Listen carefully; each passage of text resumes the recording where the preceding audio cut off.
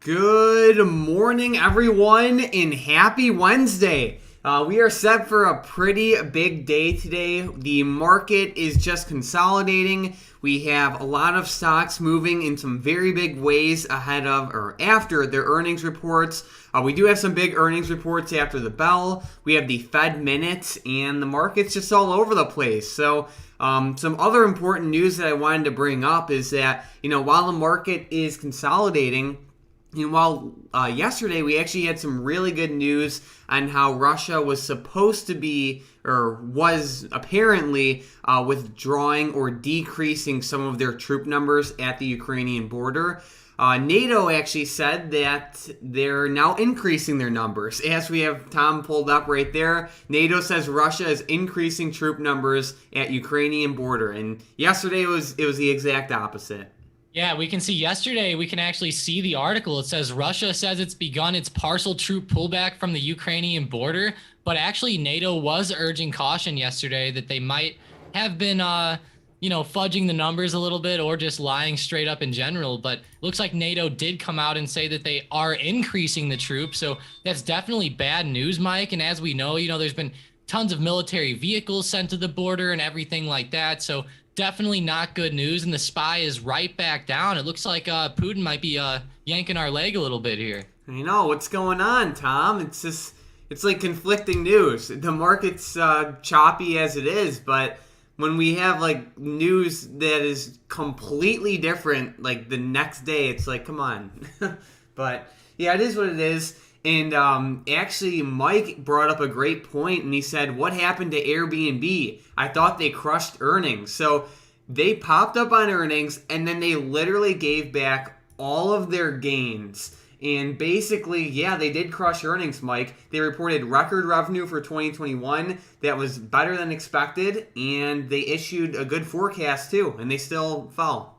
And I'm really glad to see them issue a good forecast, Mike, because they're in that reopening sector, and I'm really glad to see them doing well. Over the past few months, I know that they've been all over the place, but I'm really glad to see them coming back and getting that nice outlook. I know that these outlooks are very important, especially for these reopening plays.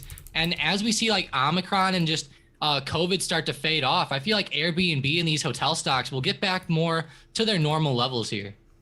Yeah, so it was looking good yesterday, Tom, but it looks like it's just going to be a giant theta crush. I don't even know if I want to look at some of these weekly options. Let's see. Yeah. Oh, gosh. Okay, so Airbnb's options that expire this week, the puts are down anywhere from like 30% to like 80%, and the calls are down anywhere from like 10% to like 80% too. So that's why you have to be careful with those earnings releases, because sometimes, even if the stock pops up initially, it's like just the odds aren't with you when you're trading those options.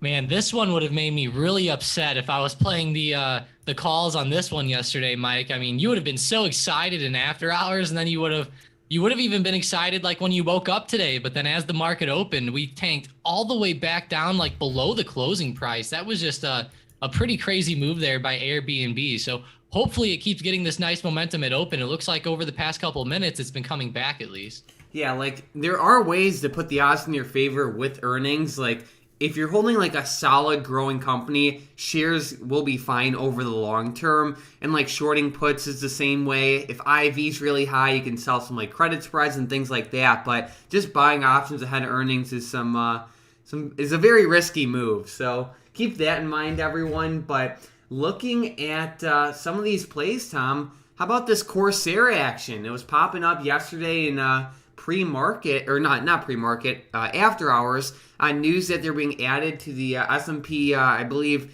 small cap index.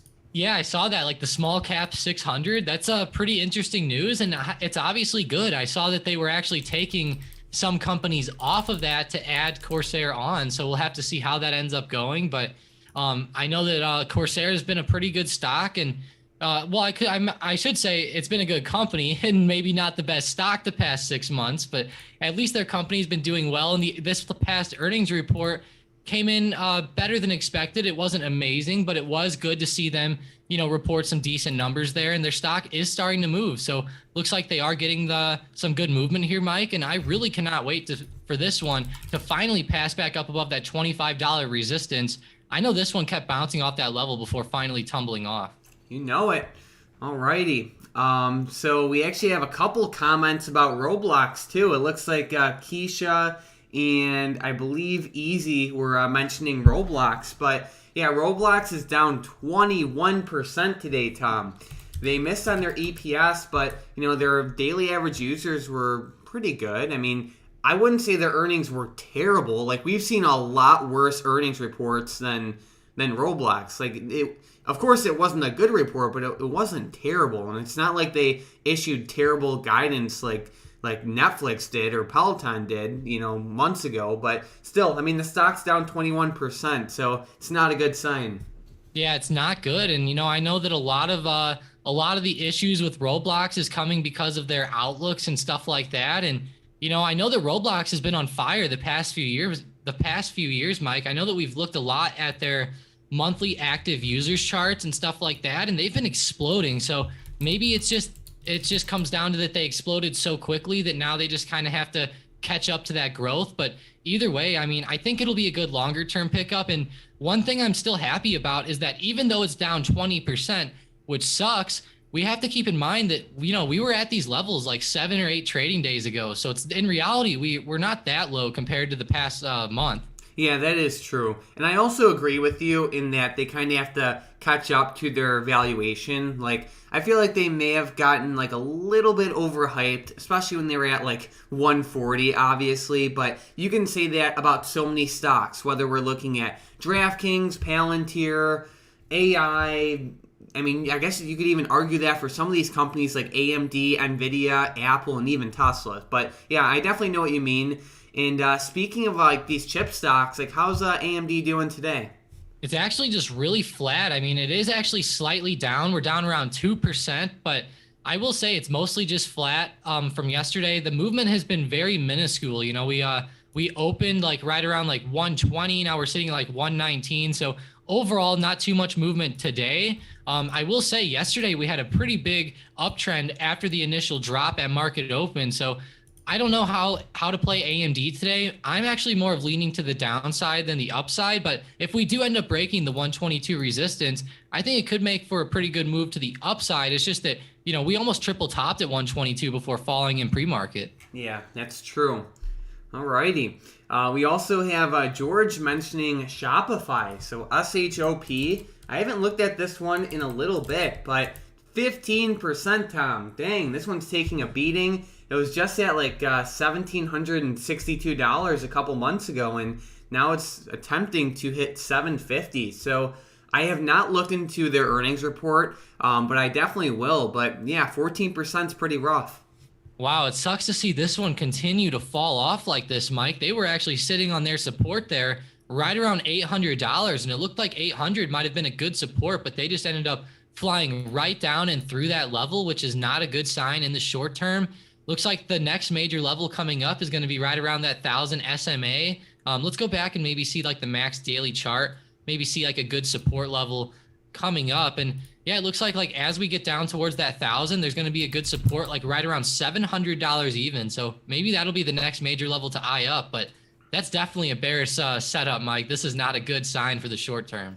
Yeah, no doubt. And what's kind of interesting is that their EPS was actually really good. So their EPS was $1.36, and they were only expected to have a 53-cent EPS. So it's like, I know EPS doesn't tell the full story, but still, I mean, their earnings probably weren't that bad. Like I said, I did not look into their report, but I mean, they're down 15%. So I don't know.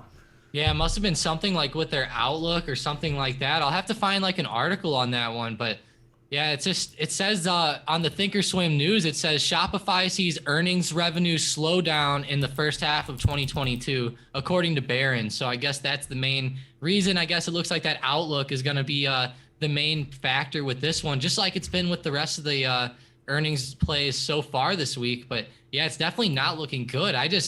The way some of these stocks have been holding up at support like Shopify was at $800, I mean, the way that they're starting to break down below is not a good sign at all. And this does worry me because there's a lot of stocks in a similar setup as this, and I hope that they don't all start turning off like this. True.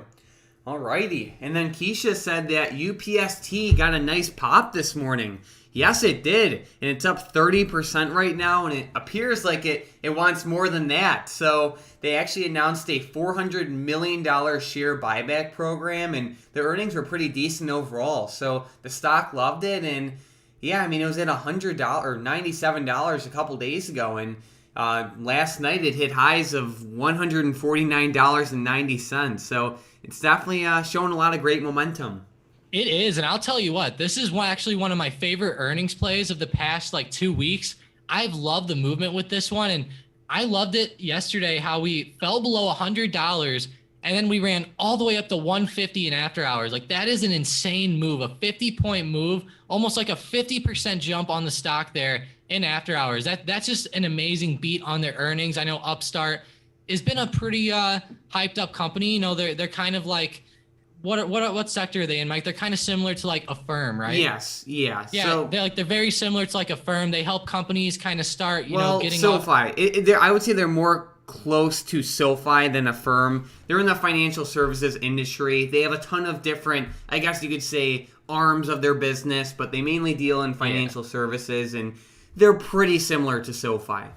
Yeah, they do a bunch of stuff with loans and stuff like that, a lot of lending stuff. Yes, that's what really makes them a pretty big powerhouse, in my opinion. Those lenders generally do pretty good over the longer term, even though they might take some hits sometimes in the short term. But it seems like they're really recovering up, Mike. They're back up to $150, looking really nice here. And I'm just really glad that they held on that $100 support, just like what we saw earlier this morning. Some stocks are tumbling off with their earnings like Shopify, but I'm really glad to see Upstart maybe go the other way here.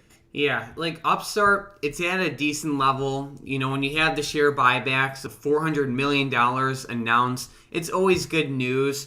One thing that kind of worries me with Upstart, to be honest, is, there's a lot of competition in every industry, and that's normal, and that's fine, and that's awesome. But when you're competing against some of these, some of the largest institutions in the world, it's definitely a concern for me. I know Upstart's kind of changing the game with how they use AI and machine learning and all that type of stuff to give loans in an efficient way. It's just I feel like their whole business model isn't anything that's truly changing the world, and that's fine, but they're still competing against these giant banking and financial institutions where, for me, I'm not saying it's bad, it's just it's probably not a play for me right now. But we'll see what happens. It would be one thing if they were the top company in their sector, but they're not right now. So we'll see what happens. Yeah, I'm really curious to see how they do. I've really liked Upstart, Affirm, and just all these new stocks coming onto the market that deal with financials. I feel like they all should do pretty good over the longer term. And like we always say, they're not the powerhouses, but they do make an impact, which is good. So hopefully they keep growing. They are a growth stock, and they are turning back up. So hopefully this also bleeds into the other growth stocks. I just know Upstart has been pretty hyped up this year. So hopefully, maybe we see some money start to flow in elsewhere along with Upstart's rise. Yeah, you would think that would happen, because I'm doing a quick scan right now, and I will say today's a little bit more red than yesterday, especially for the growth companies. But I definitely know what you mean, and I do agree with you in that sense. But yeah, and then we have with the next comment, Mike saying, thoughts on picking up more shares of Airbnb or wait? I don't own Airbnb for the long term, but let's see. Let me check it out really quickly. It's at 185. It's coming back up right now. It doesn't hurt to dollar cost average. If at the end of the day you like Airbnb for the long term and you plan on holding for the long term, timing the market short term is going to be very hard to do. So I would say if it's a long-term play, then yeah, it doesn't hurt to dollar cost average. Yeah, I think it would be pretty good. And one thing that I do like about Airbnb right now is that we're not at all-time highs. I will say, though, over the past couple days, we just keep going higher and higher. So it's definitely getting harder. I really like that you're averaging in. I think that's the best way to go. And with how high that we've went the past few days, I would think maybe like averaging in with maybe like 10% of your total position, maybe 20% or something like that would be a good way to go, just in case the stock does fall back down a little bit. Then you have some room to, catch yourself up and maybe get your average a little bit lower. Yep. Alrighty. And then Matt said the only way I'll play earnings is with spreads. Even then, I'm careful, or leaps. So yeah, I mean, you just got to be a little bit careful with the pricing on the leaps. But speaking of earnings, Tom, we have Nvidia after close today. Yeah, that is going to be huge. We also have Matterport, Applied Materials, DoorDash, Fastly, lots of good stocks today. Let's look at Nvidia and kind of do a little bit of like a deep dive here ahead of these earnings. And I'll tell you what, at least looking on the daily chart, we're like right on a resistance, pretty close to like $270. Looks like we're bouncing off that 100 SMA on the daily, which, you would initially think, that might not be too important, but it has been bouncing off of that a few times the past couple months. So it might have some trouble getting above that. And these earnings lately have been kind of crazy. We've been seeing some stocks jump down 20%, and then we've been seeing some stocks like Upstart move up almost like 40+%. So it's been almost like the best of both worlds, and I'm really curious to see how Nvidia does. I know that AMD reported a couple weeks ago, and they ended up getting a pretty nice uptrend there, at least on the very first couple of days. So hopefully we see Nvidia come in with good numbers as well, but it's going to be tough. Like, we've been seeing some good companies lately come in with shaky outlooks. So that outlook might be the main thing to look at here on Nvidia. Yeah. Because, like you can report great earnings and then still fall. And, like, a lot of times you can report bad earnings and just give great guidance and still rise. So, crazy market and crazy times. We also had Spacely joining up, and he mentioned Macy's. So, ticker symbol M. Let's take a look. Yeah, it's up 3%. It's moving pretty good so far. Yeah, I'd say it looks pretty decent. It's popping back up. It looks like the retails are doing pretty good this morning. I don't know, Mike. Did some other retail companies report that maybe is like helping push like Macy's to the upside? I'm like trying to see here on the chart, like if anything did. Maybe like Hilton. I wouldn't think that would affect Macy's too much, but I know that these reopening plays have been doing good, so maybe that helps. But either way, I mean, Macy's is a good retail company, and they've been beaten down for the past 5, or I should say like 20 years or so almost, but it looks like they are recovering back up in a pretty good way since COVID happened. Yeah, we'll see. And then, Tom, I saw you eyeing up Kraft Heinz, and then Cornish said Heinz ketchup with the rocket emoji. So a 7% update on Kraft Heinz? What's going on? Man, I am so glad to see this one. I own shares of Kraft Heinz, and I've been eyeing up Clorox also a lot lately, and Clorox took a big drop on their earnings, and they are very similar, or they're in the same sector, and the companies are pretty similar in the products that they sell. And I was pretty worried about Kraft Heinz earnings with the way they fell, but it looks like Kraft is shooting to the upside, Mike. They're almost up 7% here. I was definitely not expecting a big move like this out of Kraft, but hey, I'll take it, and hopefully they're turning around. I know Kraft has been beaten down for the past couple of years, and for longer than that, actually, for like the past like 6 or 7 years, they've been on a huge tumble, and they've been trying to fix their management and stuff like that. So hopefully they start rising back to the upside. I haven't read too much into the earnings reports yet, but it's definitely going to be an interesting one. Interesting. And I believe, that's definitely interesting. So it's good to see this movement, and 6% is, what'd you say? I actually found a pretty crazy thing on Thinkorswim, Mike. I'm going to bring up the news. Kraft Heinz reported this morning that Forex helped their net sales, and I haven't read into this yet, but somehow Forex is helping them get some sales. I mean, that sounds like really good news for like an old school type of consumer product company that sells like food products and stuff like that. With them getting into Forex, that's pretty good. Well, I would assume it's just the exchange rates, I guess you can say the strength of like the dollar and other currencies can just have like a big impact on a global company's sales. Yeah, I guess that makes sense. Yeah, I was kind of maybe thinking like maybe they made some investments in Forex or something like that. But I guess it's just like you said, it looks like just those exchange rates had a favorable impact on them is what it says. So yeah, that makes a lot of sense, Mike. But either way, I mean, I'm glad to see him doing good. And I also cannot wait to like read about their outlook and stuff like that, because I feel like that their outlook should be pretty decent. You know, consumer prices are going up. We have inflation going through the roof. And at the same time, people still need these products that Kraft sells. You know, people have to buy food and stuff like that. So I feel like that they should do pretty good with the prices increasing. Yeah, and then even Cornish said that we could have 90% inflation and I still wouldn't stop buying ketchup. That's true, though. I mean, a lot of Kraft's, I guess you can say, products are, like, it's just, like, something you kind of need. And, like, even, like, when inflation continues higher, like, their products shouldn't, like the demand should just stay the same or increase for the products that they sell. So, you know, they just have to adapt to those increased costs, and it should be all good. Yeah, it should. And like you said, they have a lot of brands here. Like we can look here at the bottom. It's not just Kraft and it's not just Heinz. You know, they have Oscar Mayer. They have I can't even pronounce that. I'm not even gonna try it. Then they have the Kraft macaroni and cheese. You have Velveeta, Jello, Kool-Aid, you know, Capri Sun, Philadelphia cream cheese. So there's just so much different stuff they get into, even like Maxwell House coffee. So it's pretty cool to see that they have a lot of different products.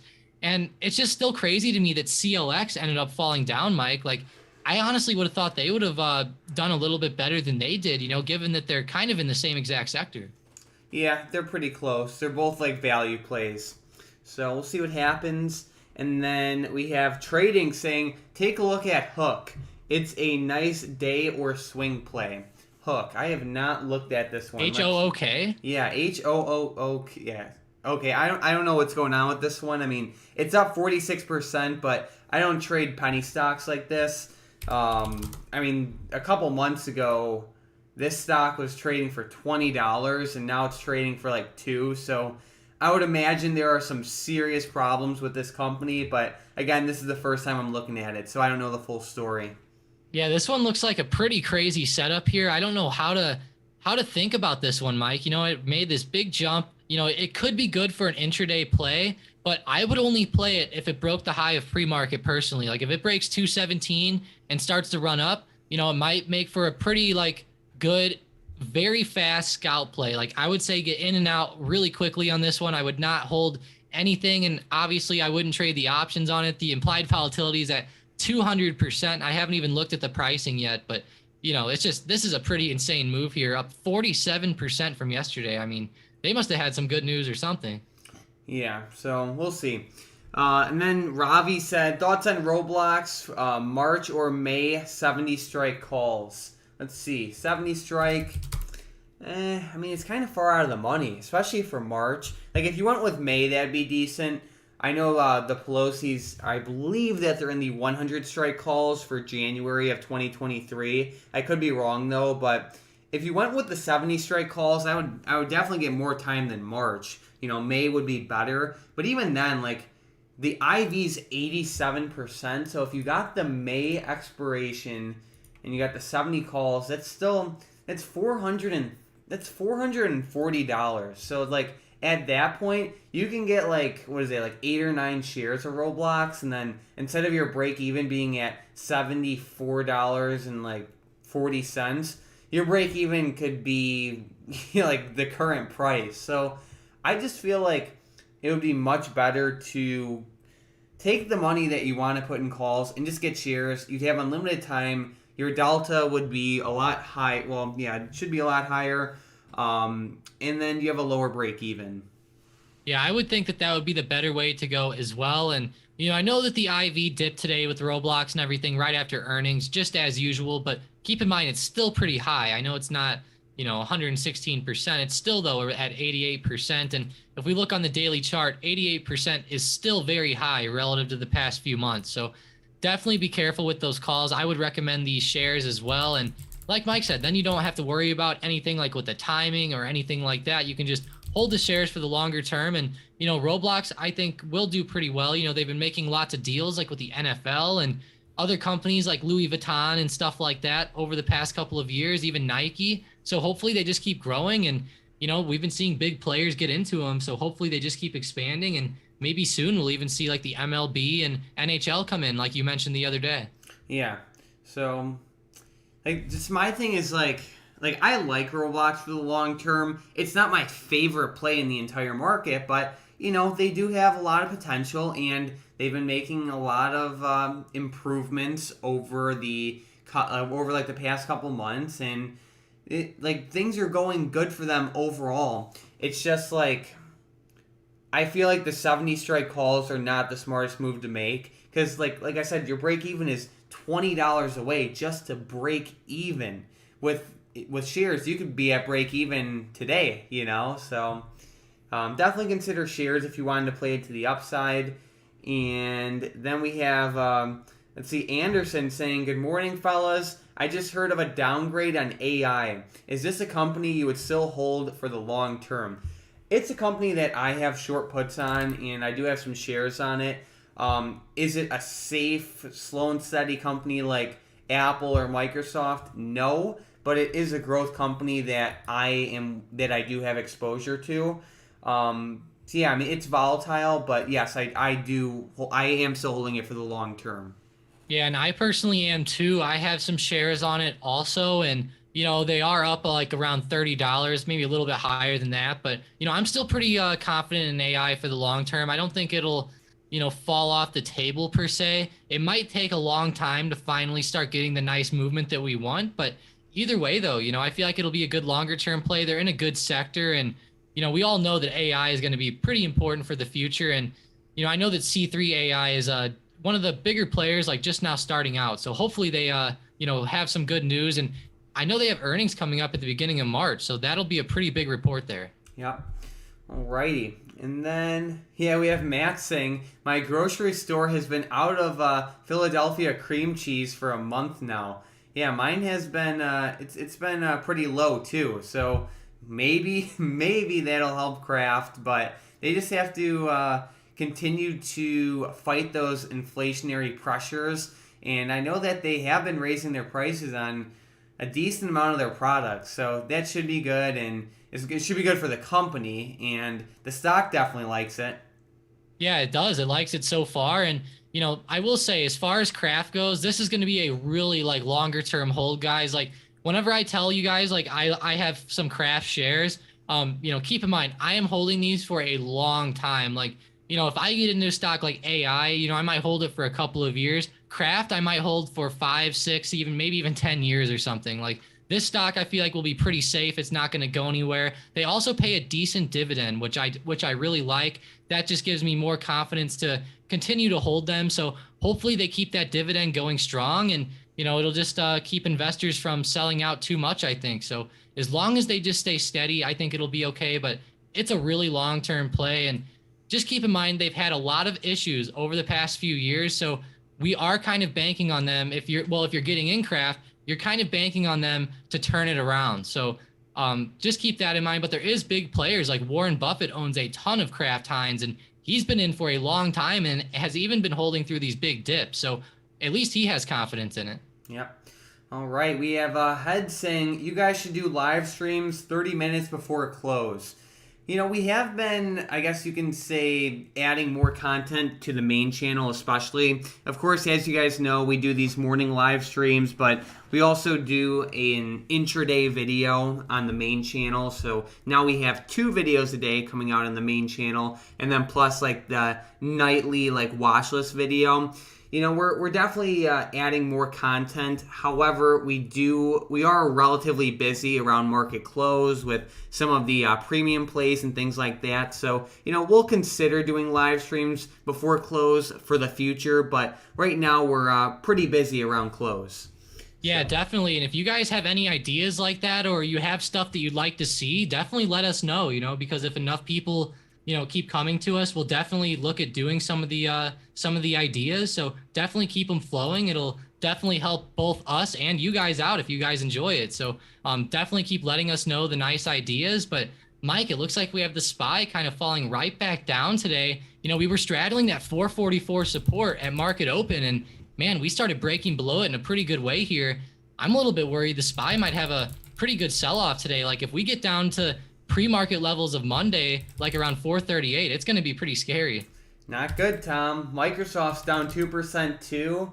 Yeah, it looks like some of these bigger companies are taking a decent hit. Microsoft down 2%, Apple down 1.3%, Tesla down 2%. Let's see, Google. Yeah, Google's falling off. Amazon. So even the bigger companies are just slowly taking a hit. Man, Facebook's all the way down to 212 now at the lows. Like they just keep getting down towards that $200 support down there. Hopefully we see a nice bounce out of these companies soon. Like, man, poor Netflix. Netflix was the main one I was looking at today that made me really go look at Facebook. But man, it's just these beaten down companies just keep going lower, and hopefully hopefully they start to turn back around pretty soon. But you're right, the big players are down today. Even Tesla's in the red, like 1.87%. It was looking pretty explosive yesterday, so maybe it's just pulling back today just a little bit. Awesome. Alrighty, and what else do we have? I mean, I know AMC's moving higher. That one's up 3%, so it's just under that $20 resistance. What else? This is not bad, actually. This is a pretty big resistance level, although I will say with the IVs on AMC, I don't think I'd even play it, but at least it's having good movement. Yep. And what else? Oh, yeah. How's that SPCE doing? Oh, yeah. Actually, they had a pretty good move yesterday. It looks like in pre-market today, they had a bit of a pop, but they are pulling back. They are consolidating around that $10 support, which is good. That's a big psychological level. So hopefully $10 holds up, but they are definitely pulling back. They're down another 5%, and they are giving back some of those gains, it looks like. I hope they hold $10, though. That is a big psychological level. All right. Yeah, it's down like 5%, kind of like you said, almost 6%, but then again, it was up over 30% yesterday. But yeah, that's interesting. What else do we have moving, Tom? I'm trying to find some good movement.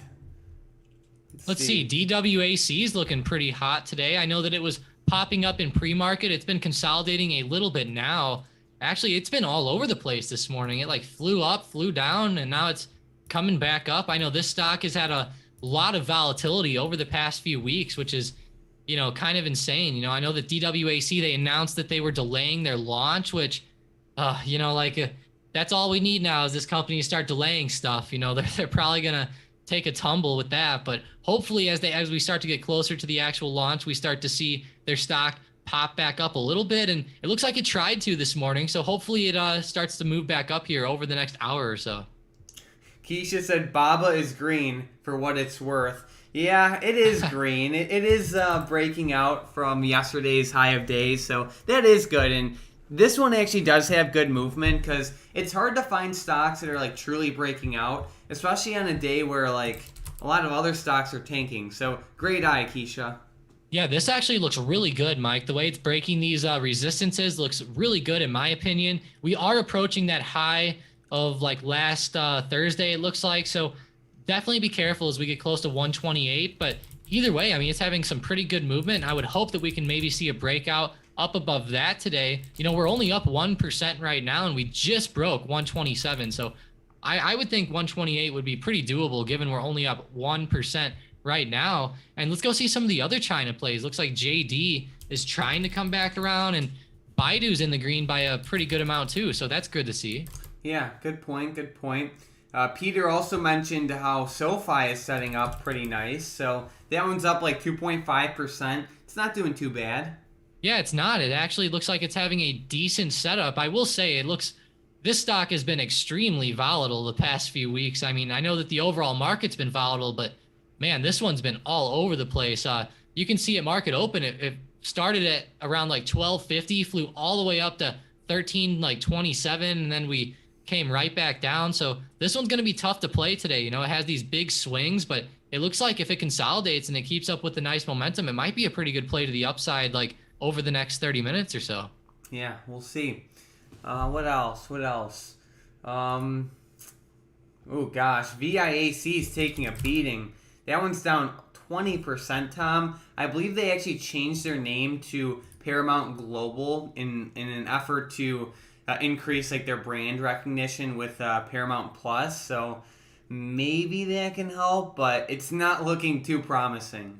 Yeah, it's definitely not. This is not good news. And I know Paramount Plus is pretty popular. I know quite a few people who use it, and I've used it before to watch like Bar Rescue and stuff like that, but I think I was really hoping to see this stock do better, Mike. They had earnings, and I know that it just didn't go the way they wanted, so they're down. But this stock it's been in such a crazy setup. I was really hoping for them to get a nice pop up, but it looks like we did end up going the opposite way. They are getting really close to a major support at $28. They've had so many bounces at $28, so I'm definitely going to be eyeing up that as we approach it, but definitely not good movement today, Mike. And like I said, it does make me a little sad that we're going to have to wait even longer now for this one to recover. True that. And then we have Raymond saying TSM looks good for a day trade. What are you thinking with TSM, Tom? Because I know the chip stocks have been pretty rough. Yeah, they have been rough. It looks like this one is in a very similar setup to like AMD or Nvidia. Very similar in the way it's turning over and the way it rose yesterday. They are like consolidating at their support here at like 121.60. I will say that's a pretty big intraday level. We've had multiple bounces there the past few days and then had pretty good moves off of there. So if we fall below that, I think that would make for a pretty good scalp play for some puts to the downside.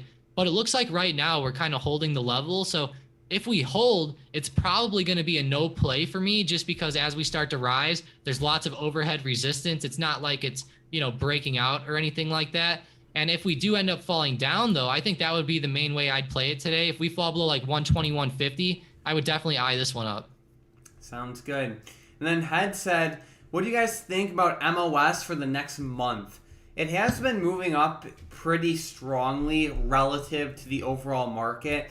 Like, it's on a decent uptrend over like the past couple of years, but like over like the past like 15 years, it's just been completely downtrending and consolidating. So honestly, like this is just a coin flip to me. Like I don't really follow this company too much. I know they have a decent amount to do with like mining phosphate and fertilizers and things like that, but I don't follow this company. Tommy has the description pulled up.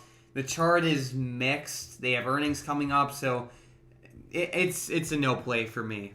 Yeah, me too. And one big thing with this stock is that it's been pretty explosive over the past few months. So I know that it just keeps going higher and higher, but I feel like at some point we're going to see a bit of pullback. I know it's had some pullbacks sprinkled in that are honestly pretty big, but either way, I mean, at some point you would think this one would consolidate a little bit more. And with the earnings coming up, it's pretty risky in my opinion, but I'm glad to see that they've been doing well. And, like Mike said, it's kind of a strange company. They mine like phosphate and stuff like that. So personally, it's just not a sector that I'm into. And I don't know enough about the mining of that type of stuff to really justify like looking at this company's fundamentals in a good way, because the prices of phosphate and stuff like that are going to really affect this company also. And with inflation going higher, maybe that's why this company's been doing so well, because the metals and a lot of stuff you mine have been going up. Yeah, what kind of concerns me is if we go on that like max weekly chart, this company is at the same price it was back in like 2007. So actually, let me go back a little bit further. So actually, this reminds me of Macy's. What'd you say? Oh, This almost reminds me of Macy's chart. Yeah.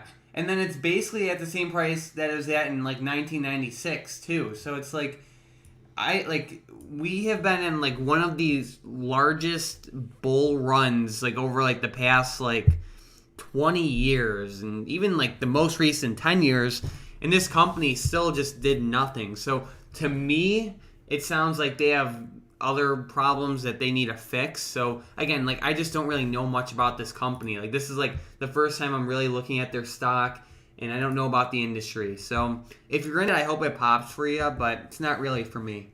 Yeah, and with inflation going higher, like I said, it might be good for the stock. It looks like back in like 2007, 2008, this stock went on a huge uptrend as inflation went up there for a while. So maybe we'll see the stock get back up there. I know inflation's a lot higher now than it was then, and obviously the market's totally different, but at least it looks like inflation helps it a little bit. Yeah, we'll see. And then we have trading saying any oil stocks on your radar. Tom, I know you were looking at like Exxon and Chevron and even Oxy, so what do you think? Yeah, they are up like 2.8% today. I know Putin's been kind of like playing our or pulling our leg here. Yesterday he took some troops away, or so he said, and then today NATO says that he's adding troops. So I don't know. Lots of reports say that the American media is trying to play this up to be more than it is, while Russia is just saying it's like an exercise. So I don't know, but either way, the oil market's all over the place. It's been falling down and then flying right back up. We can see crude oil took a dip yesterday, and then today we're all the way back up to $94 a barrel. I do feel like that this will start to slow down eventually, but we'll just have to see the tensions also start to slow down. So I don't know, Mike. It looks like oil is just right in the middle of the range. I will say we're approaching some big resistances, but if bad news keeps coming out of Russia, oil might keep going higher at least over the next like week or so. After that, I feel like oil will eventually start to slow down. Alrighty. And then we have Matt mentioning good old AMC, Tom. How's it doing? It's doing all right. I mean, it's trying to get above $20 a share. There was a big resistance there from after hours yesterday, and then even pre-market today, it had a big resistance at $20. And we broke it, but we aren't running. So, we need to see a nice move. I know the other day we broke $20 and it ran up to 21. So I don't know. It looks like 20 might not be the best level to break above. You would initially think, it had so many bounces there that it would start to break out. But, I also will say that one thing that does also worry me, Mike, is like the volume with this one. Like we can see the volume on AMC has just been slowly fading off, and it's not looking good. Yesterday was a pretty good green day and we had some pretty low volume. So I don't know. I feel like a lot of traders are just done with AMC for the long term. That doesn't mean it won't be a good trade like intraday, but I just feel like that a lot of traders are finally getting out of it and are done. But it looks like it is forming a good support, and it might be bouncing up in the short term, which is good at least. But of course, for the long term, it's just not a stock for me. Another thing to keep in mind is how you mentioned volume fading. A lot of times what we see is, let's say a company has like 1 million volume per day and like their stock's at $1. But then let's say their stock goes to $2 and then the volume only goes to like 500,000 per day. That's like the same amount of like dollar volume. So the point I'm trying to make is sometimes like when we see companies' share prices rise, their volume falls a little bit, and that can be okay. But when you have your share price falling and your volume falling, one, obviously the shares are falling, but also the dollar amount per day is falling too. So that is just something to keep in mind, and that's exactly what we're seeing here. So hopefully AMC can bounce off this level, but it has been on one really tough downtrend, and as we've been saying, Tom, the lower this one goes, the less likely a short squeeze is to happen, and the better position hedge funds are in.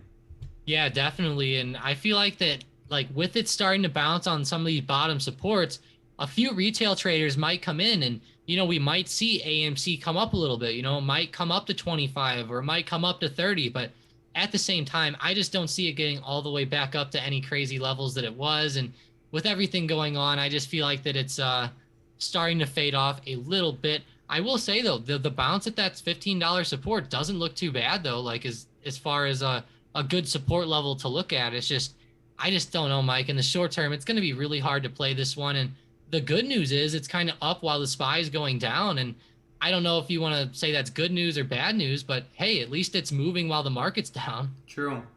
All right, Tom. Well, we covered everything related to the market today. So, guys, don't forget about those FOMC minutes later. They come out around 2 p.m. Eastern time. But Tom, do you have any last-minute thoughts? Yeah, actually, we should probably cover those minutes a little bit because that might be pretty big today. I will say if those minutes, if they help the market, we might see the SPY start to turn around. But with the way SPY's looking right now and the way we had some bad momentum this morning, if those minutes come in worse than expected, or like if the Fed is just overly hawkish, I know that they're expected to be hawkish, but if they are more hawkish than expected, we might see the SPY really start to sell off. Like I said earlier, I could see the SPY maybe come down to like that 438 level later in the day if some bad news comes out. So we'll definitely have to keep eyeing up the news with Russia and then also those FOMC minutes. It's going to be very interesting for later on. But so far today, the SPY has just been very, very flat. to slightly down, and I hope we see a recovery, but with the way it's moving, I'm not banking on it right now.